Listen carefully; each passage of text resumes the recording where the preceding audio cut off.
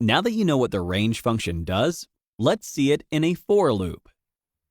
To print all the values from 2 to the power of 0, 2 to the power of 1, and so on until 2 to the power of 9, we can use the following code.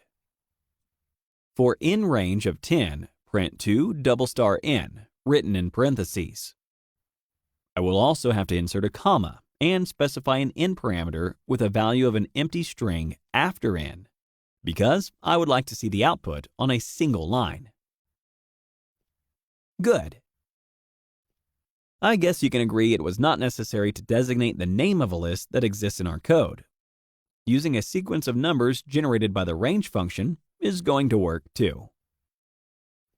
Now, let's be brave and create an iteration that includes a conditional in the loop body. We can tell the computer to print all the even values between 0 and 19 and state odd in the places where we have odd numbers. Let's translate this into computational steps. If x leaves a remainder of 0 when divided by 2, which is the same as to say if x is even, then print x on the same line.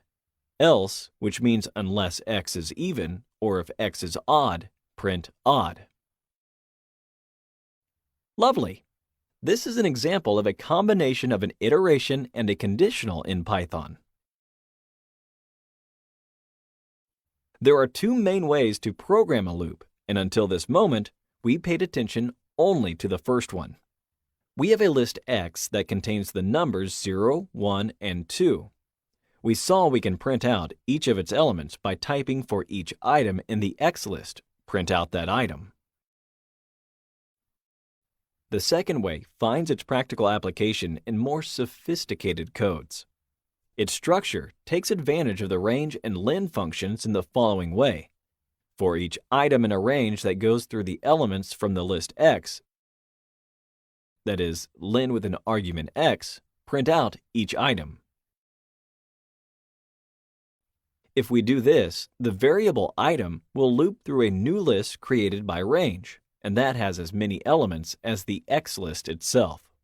Please note that in this situation, the second line of our code needs indexing to extract each item from the X list. In practice, we will print out the element at position 0 from the list X, then the element at position 1, and finally the element at position 2. To conclude, both approaches can lead to the same outcome. Although the second one looks unnecessarily complicated, in advanced coding, it might turn out to be a lot more useful. So, it is important you know both. Don't skip the exercises that come with this lecture, as they will reinforce what you've learned here. Thank you for watching.